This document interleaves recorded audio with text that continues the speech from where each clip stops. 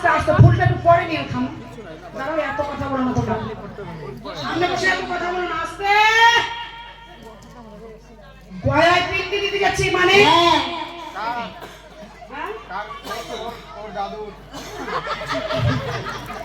কি বলে? আমরা বলে গয়ায় পিন্ডি দিতে, এত বড় সাহস আমরা গয়ায় পিন্ডি দিতে যাচ্ছি? এই তোমার গলায় কি ঝুলছে?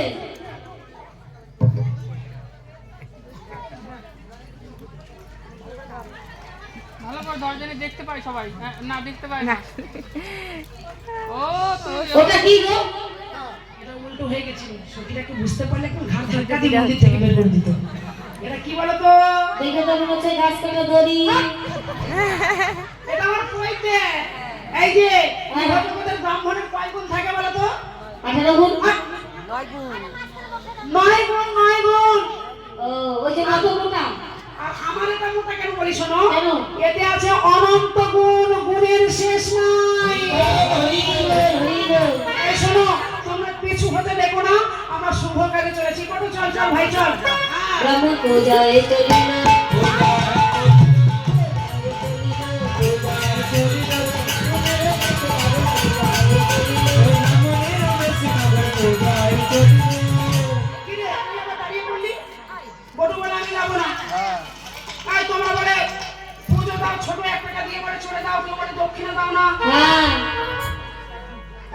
কেউ যদি 20 টাকা দেয় বলবেন 10 টাকা ঘুরাইয়া দাও।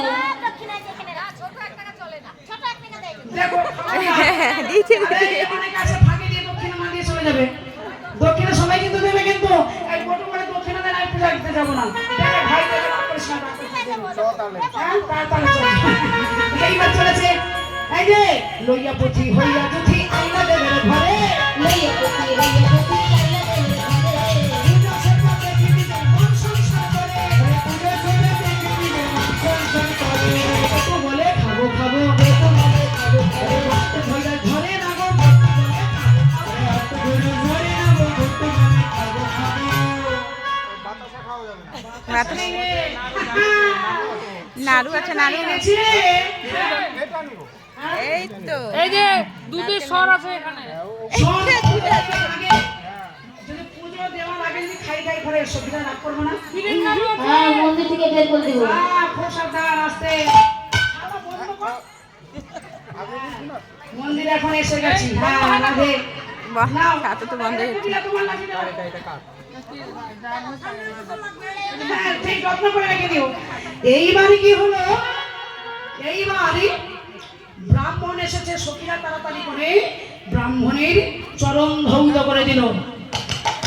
চরণ ধৌত করার পরে এবারে ব্রাহ্মণকে সেবা দিল। সেবা দেওয়ার পরে হঠাৎ জটিলা মনে মনে চিন্তা করছে, বউ তো গেল একা একা সূর্য মন্দিরে, এখন ভানু পূজা করছে না, মন্দিরের বেটা কানু কানু পূজা করছে, নিজে চোখে দেখে আসে। হ্যাঁ, এই বলে মন্দিরে ছুটে এসেছে। এই সখীরা, এই দে প্রসাদ দে, দে প্রসাদ দে। পূজোই তো হয়নি এখনো। তোরা এখন পুজো দিসনি সখী? আর বলো না, ব্রাহ্মণের খুব অভাব। আচ্ছা, আমাদের মালদা থেকে একটা ব্রাহ্মণ নিয়ে আসে, কই? ওই যে সবার মাঝখানে বসে আছে। এ মা, আচ্ছা আচ্ছা আচ্ছা আচ্ছা আচ্ছা। কি হলো? তোদের ব্রাহ্মণা তো কালো কেন রে? কলির জন্য ব্রাহ্মণ। এই যে ব্রাহ্মণ বেশিরভাগই ফর্সা হয়, আর এই কালো ব্রাহ্মণ থেকে জটিলার পছন্দ নয়। কেন? কালোতেই যে জটিলার ভয়। নন্দের বেটা কেসটা কালো, আর কালো দেখলেই একেবারে রেগে যায় কুটিলা জটিলা। হ্যাঁ, তো যাই হোক, ব্রাহ্মণের একটু পরিচয়টা জানি। বলো কি বলবে? ও ব্রাহ্মণ, বলো। তোমার নাম কি? তোমার বাবার নাম কি? তোমার মায়ের নাম কি? তোমার গোত্র কি? তোমার বাড়ি কোথায়? এক এক করে বলো। তোমার নাম কি? এসো কিনা আমার নাম শুনবে? শুনবে আমার নাম? হ্যাঁ। এই পেছনের সখীরা শুনবে? হ্যাঁ হ্যাঁ। শোনো, আমার নাম হলো জগৎপতি। জগৎপতি। তিনি তো এই জগতেরই পতি, তাই বলে আমার নাম জগৎপতি। এই তোমার বাবার মায়ের নাম নাম কি? আমার বাবার নাম হলো পশুপতি। বাহ, বাবাটা পশু। এই যে নন্দ মহারাজের নবলক্ষ ধেনুর পাল ছিল, অনেকে পশু রাজা পশুপতি বলতেন। আর তোমার মায়ের নাম কি? আমার নাম জগৎপতি, পিতার নাম পশুপতি, মায়ের নাম হলো আনন্দরানী।